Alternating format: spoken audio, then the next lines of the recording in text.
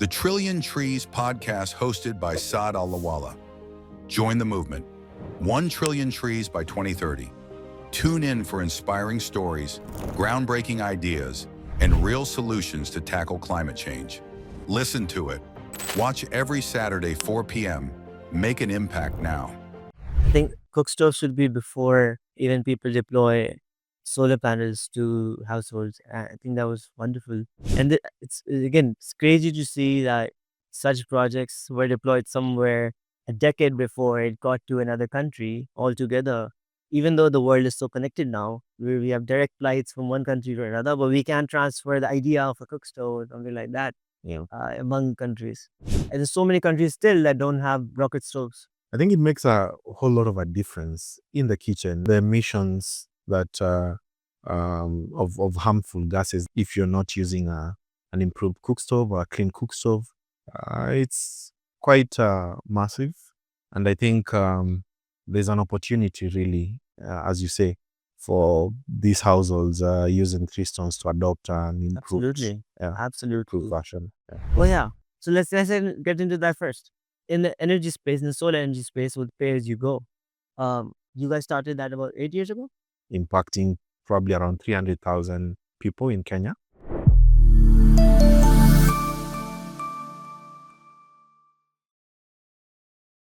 Hello, everyone, and welcome back to another podcast from Nairobi in Kenya. It's been a very fun journey in Kenya so far, where we've been meeting amazing people that are working in the climate space, the finance space, and just so many different projects that I didn't even know that either existed, so that have potential to work in. And there's a few people that have actually opened my eyes, and one of them has been Teddy, who we're with today, Teddy Odindo, who is also working in the climate space. But just learning from him, looking at how many things he's actually done and how long he's been doing it.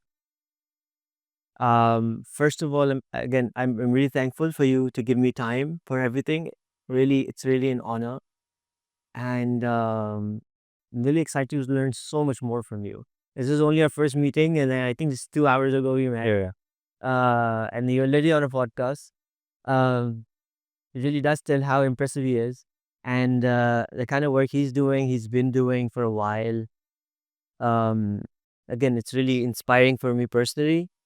And secondly, like, thank you so much for doing stuff in the climate space. And it's such less people doing it. And we need more Teddys that are actually in that space. So first of all, thank you so much, Teddy, for this. Whenever I start a podcast, I usually move from learning about you. So where were you brought up? Where did you go to school? How did this all start? So I actually grew up in Nairobi most of my life.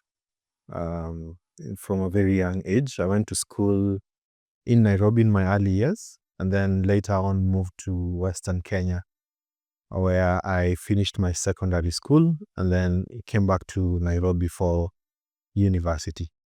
Yes. That's amazing. And what did you study? So I actually studied biochemistry for my undergraduate degree. Really? Yes, I did study biochemistry. And okay, so you mentioned it from the very start. You've been working with carbon and Yes, for sure. all of this. How did that come in? What triggered you for that?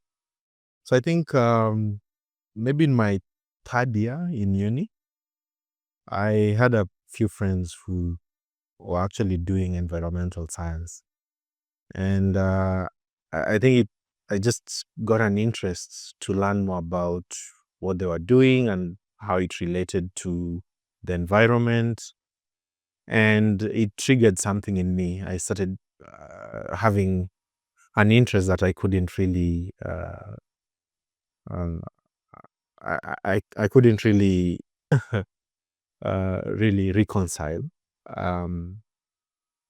But at the same time, I was very deep in my biochemistry study, so I couldn't change courses. So when I finished my university, I participated in the first ever business plan competition in Kenya. Really? And I sort of designed a business idea around environment services. And lucky enough, I was amongst the finalists, and I went on for a training. And from there on, I just pivoted into things environment and climate. What was that? I mean, I'm interested. What was the business model there? So the business model was around biofuel. And at that particular time, biofuel was the fad in the world, in the environment world, on the great benefits that it could have for the environment. And so I drew up a business plan that was proposing to put up biofuel plantations in some of the arid or semi-arid regions of Kenya. Wow. It's very interesting. Yeah. So that was your first occurrence as in the project and business world, I guess. Yeah, for sure. And so after university, I mean, you've been in consulting, you've been you even shared about your company. We'll get into that. But what was your first job? My very first job was I would say I interned for an entire year at the National Environment Management Authority. Wow. And that's where really I got an opportunity to explore the environment space really in totality. And when is this again? This is in 2009, 2010, thereabouts. And that's when I really, I would say I really immersed myself into the environment world fully. I went for a few trainings here and there. And at some point, I felt like really this is the space I needed to work in, despite my educational background. So I really made an effort to learn more about the environment and just focused on eventually becoming an expert in that particular space. Yes. After my internship at NEMA, I went on to an organization that was involved in environment law, where I also interned for another maybe 6 months. Wow. I studied, I interned in this place for 6 months, and I was exposed to different aspects of working in the environment sector, from community rights to land rights, and also understanding on policy, environment policy, and how that relates to the communities and their rights for land and environment resources in Kenya. So from there on, I think my very first official job was as a project officer working in the carbon space, where I had an opportunity to actually engage all these learnings that I've had in the internships at NEMA and at the Environment Law Institute. Working with communities, of course, explaining to communities what their rights were, and of course also working with communities, explaining what their carbon rights were, and having them sign up for a carbon project that we were rolling out at that particular time. So that was within the law firm? No, this was within carbon project, UK-based carbon project developer that was rolling out a project here in Kenya. Yeah. Wow. Yeah. So I ended up working there for about 3 years, rolling out projects in various parts of the country. We eventually deployed around 60,000 improved cook stoves to help communities cut down the amount of firewood that they use for cooking, and to also reduce the amount of smoke that these traditional cook stoves would emit in the household. Yeah. And what did you guys replace them with? We were replacing the 3-stone traditional cook stove that is used in a lot of places in Kenya with an improved rocket stove that could cut down the emissions, the emissions within the kitchen by up to maybe 60-70%. Yeah. Yeah. But it would use the same wood, right? It would use the same wood, but it would burn more. And Definitely. They would still use the same fuel, wood, but then these cook stoves, improved cook stoves, allowed the wood to burn more efficiently and to have lower emissions in terms of the smoke and the particulate matter within the kitchen. Yeah. I think it's crazy to see globally how people aren't using rocket stoves. I mean, in Pakistan, it's manufactured for 6,000 rupees or 7,000 rupees, which is roughly 3,500 shillings, 3,000 shillings. Yeah. So, I mean, it should be everywhere because it is a proper stove. So you don't need to build the stone stove with the clay. It's just like something that's there. And of course, it helps you uh, improve the efficiency and heat. That's true. It's I only got introduced to it like 2 years ago, Ah, 3 years ago. I think it makes a whole lot of a difference in the kitchen. If you look at the emissions that of harmful gases that would be in the kitchen space, if you're not using an improved cook stove or a clean cook stove, it's quite massive.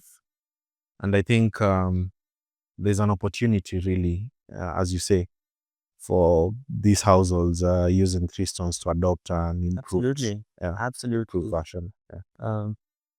I think cook stoves should be before even people deploy solar panels to households. I think that was wonderful. And it's crazy to see that such projects were deployed somewhere a decade before it got to another country altogether. Even though the world is so connected now, we have direct flights from one country to another, but we can't transfer the idea of a cook stove or something like that Yeah. among countries. Um, and there's so many countries still that don't have rocket stoves. That's right. So huge potential. Yeah. Moving on to what you're doing. So just to understand the dynamics here, um, we see that Kenya has been, because I only got introduced to the market only a week ago. I'm still learning. There's so much to learn still. And again, still learning, and just to learn more about it. Yeah. So let's get into that first. In the energy space, in the solar energy space, with pay as you go. You guys started that about 8 years ago. No, for Paygo, we started maybe around, it should be around 11 years ago when 11 we years started ago. exploring the energy access space. At that point, the electrification rates for Kenya were quite low. And I would say also the energy access in Kenya was significantly lower than maybe other countries. And so we started looking at, is there something better that we could offer communities in terms of energy access? And this was around the time when the price of solar was starting to really come down. And so we delved into that space fully, offering pay-as-you-go solutions to communities across Kenya. And so on this, we eventually, over the 8-year period, we were able to offer energy access solutions using a pay-go business model to about 60,000 households in Kenya, impacting probably around 300,000 people in Kenya. And these solutions range from small Pico solutions, these are small solar appliances, to home systems, and to productive use appliances such as refrigeration, solar water pumping solutions, amongst others. Yeah. Wow. And what organization was this with? For this, we were running, we had partnered with a British company to actually be able to offer these products here in Kenya. Was it the same one that offered the stoves? The Or this is stoves, different? this is different. This is Oh. different. Yeah. Interesting. But you were leading the project. I was working as the commercial director for the 8 years. You were with the money Alongside, and how it works. alongside other colleagues who were able to really achieve that. So inspire me with the commercial point of view with this. Like, what was something that you guys had in mind, and what ended up happening?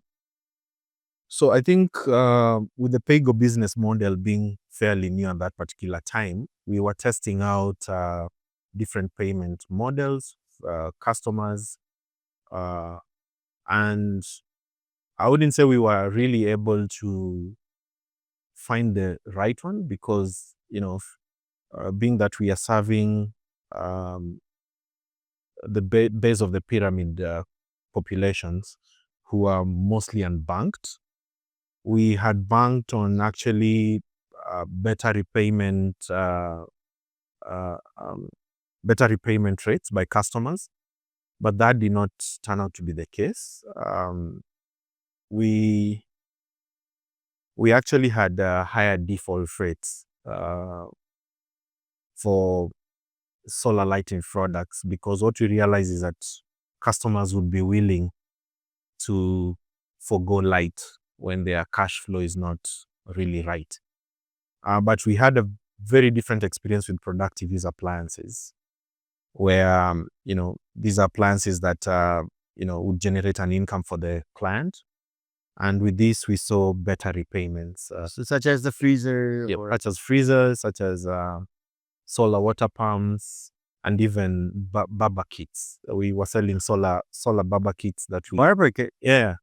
that we saw better repayments than. So did you use shavers with the solar panel? Yes, shavers and the entire kit. That's a I mean, that's so different.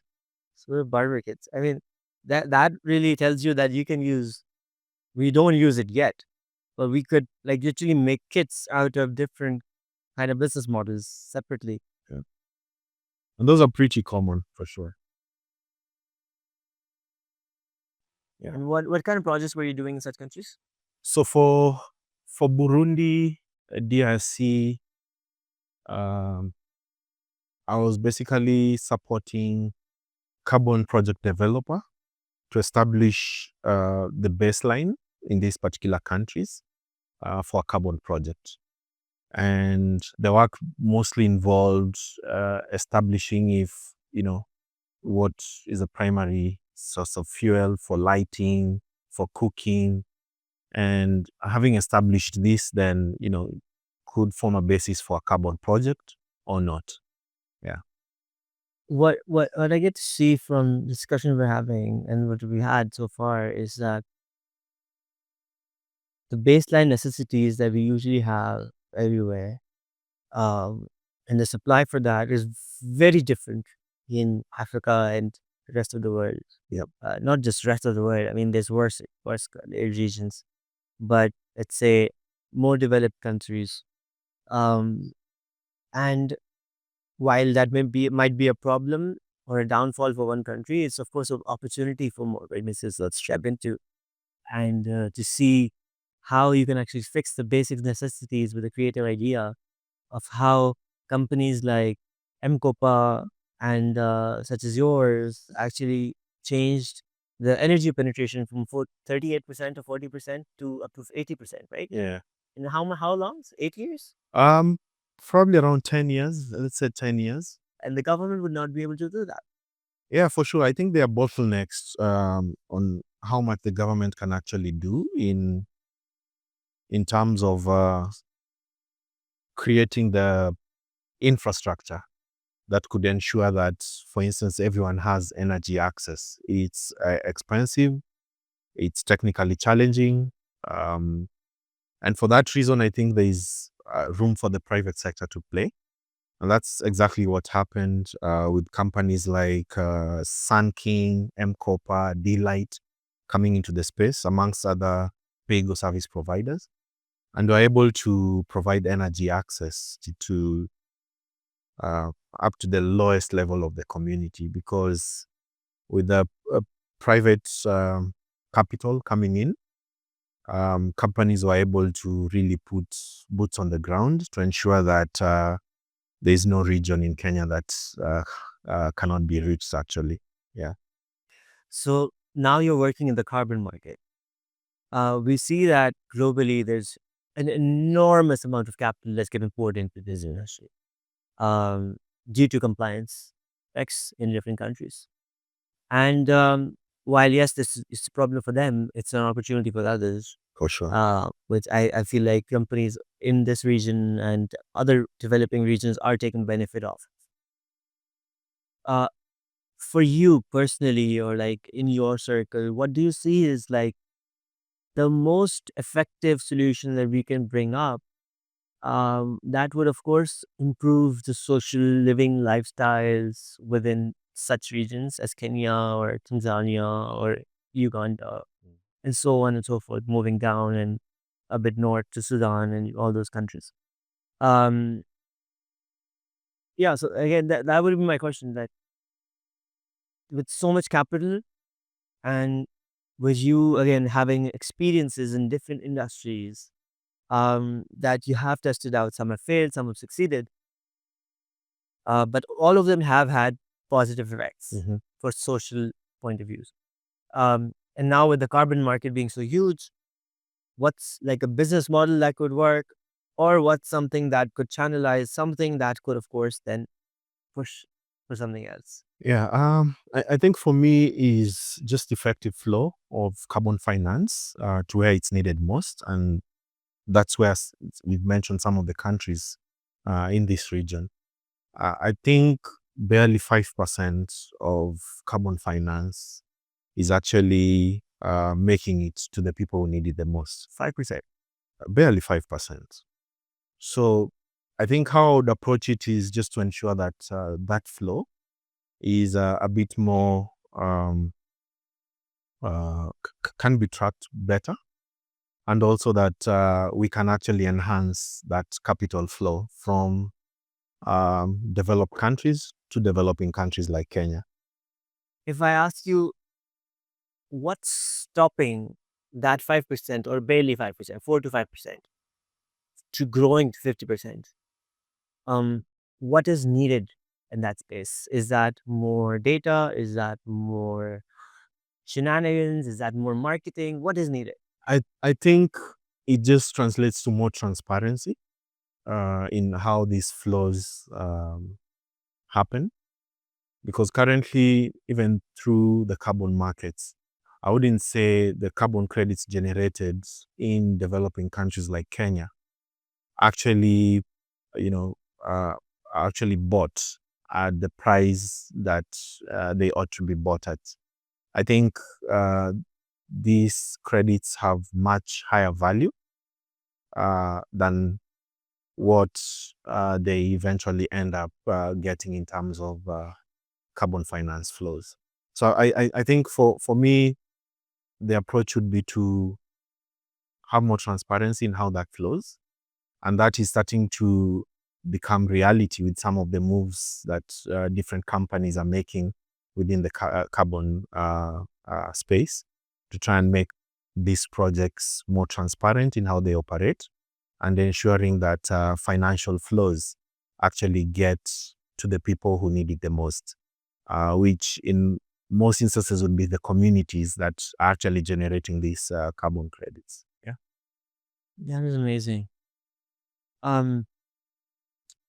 We were earlier talking about, we talked about so many different markets, right? So many industries. We talked about biogas. We talked about agriculture waste getting recycled, energy and solar panels, and of course, other meanings. We talked about clean drinking water. What would be the top 5 potential investments for the carbon market in this region? I think for me, I would probably separate them in terms of avoidance and removal credits. And for me, the removal credits are very important. These are nature-based projects in forestry, reforestation projects. I think soil carbon projects are quite, so for me, these nature-based projects are very important, but they cannot, they go hand in hand with also avoidance projects, such as clean energy, clean cooking, amongst others. I think ranking the top 5 for me would be a bit difficult because based on the needs for different countries. But I think for Kenya, if I could speak for Kenya, I think some of the areas that would rank top for me would be the transport sector, the cooking, and household cooking, and I think also on renewable energy. I think those would rank top 3 for me. And then on the removal credits, I would say AR projects would rank top. Yeah. AR? That's Versus. afforestation and reforestation. Afforestation and reforestation. So you would rank biogas under that? Biogas would fall under household energy and cooking, clean cooking for households. Yeah. And I think that is also it's not, so biogas doesn't come in removal, but it's more in I think biogas is more in avoidance. because Yeah. you're avoiding so much methane actually getting it released into the atmosphere. It was really intriguing to me to see the number of, I mean, only my best friend told me that number, ChatGPT. How many cows actually capillary are in Africa. I mean, I didn't consider the amount of pig manure that would actually go into it. So that wasn't in that. Because usually for me, I'm more exposed to waste from cows. Buffaloes. You guys don't have a lot of buffaloes here, right? No, You guys buffaloes here are wild, so we don't have much of that. In Pakistan, it's hand to hand. So it's like 90. We have total of 90 million. So it's like roughly 50 million cows and 40 million buffaloes. Wow. Because we drink buffalo milk. But these are domesticated buffalo, right? Yeah. Okay. Here, but the buffaloes are wild. Milk. Cows are for meat. Buffaloes are for milk. Here, buffaloes are wild, so you didn't even get close to one. Yeah. I actually agree because I've heard of incidents from a buffalo even in Pakistan. You should stay away from buffalo for sure. You can pet a cow, but not a buffalo.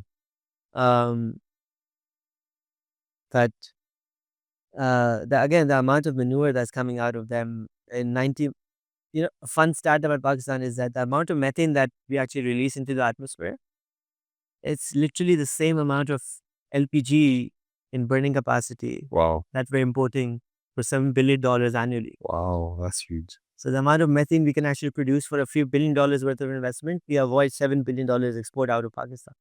And hundreds of thousands of jobs and better environment and better agriculture because of the slurry. Just let the slurry out for free. It improves the soil on its own. By a lot. I have been witness to what slurry can actually, the changes that slurry can Could you make. give me an example? So I would mention one farm I visited, somewhere in Gatanga. And this farmer had his produce basically increased by probably 100%. Oh my God. Over a period of 4 years. But that was a land without any fertilizer, right? So he actually, even with fertilizer, he was not getting the results as he was 4 years later with bioslurry. Wow. So he had just created channels where bioslurry could flow into his farm, and he had planted tea, coffee, some bananas, and was also keeping chicken. And the interesting bit is some of the information that he had regarding how he could use bioslurry to actually increase his yield, not only at the crop farm level, but also for his chicken. Yeah, I mean, because can feed up to it. He was mixing the chicken feed with bioslurry and then letting it dry before feeding the chicken. And I looked it up. So there's quite some research that has been done on that, on the amount of minerals that can be found in bioslurry. And this farmer was feeding his chicken on bioslurry, and he was saying he's getting higher weights on his chicken compared to before feeding it on If you bioslurry. really look at it, it's like feeding kombucha or kefir to your chickens. For And of sure. course, it would Yeah. increase the yield. Yeah. I've seen chickens feed off of cow dung directly, but this is Yeah, I was really amazed to find that there is peer-reviewed research on it, and it actually backed what the farmer was actually saying, and the results for him were more money in his pocket. that's crazy. So that's one example. Another example was a farmer who was now selling bioslurry. You're selling it. Yeah, he was selling his bioslurry. He's one of the few farmers who has biodigester in his farm, and because of the number of cattle he has, he was feeding more manure into the biodigester than Yeah, you he could consume, and so the bioslurry coming out of it, he was packing it into jerry cans and selling to his neighbors to use in their farms. I'd be interested in knowing how much he was charging for that. I think it was just about 100 shillings. That was about $1 at that particular time. Yeah, was about $1 at that particular time. It's a 20-liter jerry can. Yeah. So what? So when I was 16, I went to MIT, and there was a competition there where there was people from 20 plus countries, and everyone had to come up with a sustainable business model, a circular economy, and everything. And one visit that I did right before going to MIT, I was in Pakistan, and we went to this village where, again, you sleep outside on the bed, and it's outdoors. But it was horrible because you were literally sleeping right next to cows, and the cow dung was laying there. And not because of the methane that we were consuming, that's of course poisonous, but also all the pests that were in that, were in this growing, and the mosquitoes and all of that, and you're directly exposed to it. Definitely not an appealing experience to have. But the problem and the solution that we saw was that, okay, the amount of methane that they can produce for the whole community. Because huge. if roughly in Pakistan, every village is about 2,000 people, and every village has a roughly one cow per capita. At least it's usually more. So in a house, if it's 10 people, we would have 10 cows or buffaloes. And because it's for their own milk consumption, it's good for them. But what I pitched at MIT was, I partnered up with two Japanese people and one Chinese, and then we pitched this business where it was a cluster of 5 villages where you could collect manure from different sites. You rent a site, you build a large scale biogas digester. In exchange for the cow dung, you're giving them gas, so that's free energy for them, and which they can use for running either the generators or even their household burning. And you're selling the slurry. So if we sold the slurry for the rate that we actually did calculate on, we could be on a full return on investment in 3.5 years. Wow. So that was, again, a very good business model on its own. And there's 50,000 villages in Pakistan. So you could do that at least 10,000 times. So in Pakistan, and again, sharing the style that I shared earlier, it makes sense. It does make sense. And you can imagine if you leverage on carbon finance, the payback might be even shorter. Yeah, exactly. And then that's without selling carbon credits off of it. Yeah. If you include that, maybe you have a payback of 1 year, 1.5 year. Yeah. And that would be phenomenal for a country that is now looking so much for carbon finance, and again, replicating that in different countries. Now just imagine what India could do. India has way more cows than us. Yeah. Than Bangladesh. Every country almost consumes so much milk. And in Kenya, it's the same ratio. It's about roughly 16 million people that live here. Yeah, around 50 million. and it's 20 million cows. So the same ratio, 1/3. Pakistan is 90 million cows and buffaloes, 250 million people. So about 2/5 of the populations has cows. Yeah. Um, so it's huge number to use as a solution rather than just a problem It's true. and face that. And then again, so many more things that you can do with biogas. You can produce it from your land waste. You can produce it from your human waste. Waste, yeah. From your, we eat so much mutton, so Mm. so much, Yeah. so much of that. But again, just like I saw a documentary of Bangalore in India where like that tank, they had a little tank of right along with it, they had a Yeah. little tank of biogas, which they were putting their household waste into, and then they were using that only gas. Yeah. So it's really clear to see that it's a solution that is viable, Mm-hmm. and just needs to happen. For sure. I agree. It's getting louder. But is there anything else that we should cover? This or did they missed out on? I can't think of maybe something we've skipped. Unless So I don't. Yeah, me neither. But I think it's really good to see what's happening in this part of the world as well. I came to Africa just without a plan, and I think without the plan has given me so many more plans. Yeah, for sure. And so much more Sometimes places it works to out see. like that. Yeah. Yeah, and I'm really inspired by all the work that Mm. people like you are doing here. There's I think there's quite an amazing opportunity here. If you see some of the place last week, but one, I visited some projects, water projects, actually renewable energy. So they're using solar water pumping to replace either taking water from wells using ropes by hand. And you could see the difference it actually makes in the lives of these people. It's really good to see it firsthand. Visiting farmers who are deployed biodigesters, and them telling you, they've seen their income, sort of increase 2-3-fold just from using the bioslurry and cutting down the cost of using firewood on a regular. It's really amazing. Yeah. Absolutely. And that's what's kept me really working in this space, seeing the impact in the communities where we work. Yeah. Where again, it's phenomenal to see what's happening, and really inspiring. Really excited for what has to come further. One thing I was just thinking of.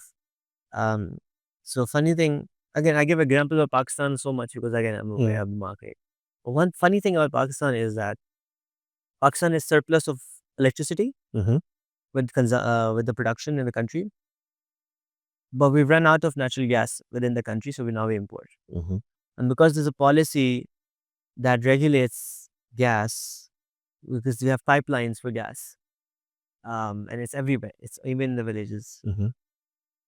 So you have LPG or rather gas installed up to the household level, even in villages? Wow. So now just imagine if you put up a biogas digester where the sub center is, the deployment center is for the gas. Yeah. And you just feed the methane in there. But what I was thinking of, but the funny thing, energy is not electricity is not subsidized. Mm-hmm. It's actually heavily taxed. Okay. While we have actually surplus of it. Mm-hmm. And gas, which we run out of in the country, it's still the same price as it was when it was breaking even, when we had natural gas in Pakistan. Yeah. So we didn't import. We had that locally. Now we're importing and we're matching the difference so that we're paying our taxes towards now subsidizing the gas when electricity is heavily taxed on. Yeah. While we should actually have no taxes on electricity and make the gas expensive. A bit more expensive, yeah. And make it expensive, use that capital towards setting up biogas digesters. For sure. I think even locally would make a lot of sense. Right? Yeah. And again, Another reason why I bring up Pakistan is like it is the fifth largest population on the planet. It has huge stake in climate change, and it has a huge stake in the impacts of climate change. Yeah. Pakistan is one of the most deadliest affected countries with climate change. This last year, 2,000 people died in a flood, Imagine and that. more than 1 million people got displaced. It's huge. So it's crazy to see the effects in that country. But it's good to see that the changes are in the positive manner. And I really hope that one country, starting from one country, not just even starting from one country, but like all of these countries combined, and so many great companies that you're working with, companies that others are working with, Yeah. are playing a very good part For sure. in the betterment of society overall. Mm. I hope that this capital can be used in the betterment of human capital in a more productive and healthy manner for the earth, rather than just us consuming more and more out of the planet and digging everything out and making concrete buildings. But again, thank you so much for your time. I appreciate it as well. It's really inspiring to see the effort you guys are doing, and I'm really looking forward to more happening. I hope Trillion Cheese can play a part in this change. Yeah. And I hope to be working together with you more and more. For sure. Thank you so much for your time Yeah. as well.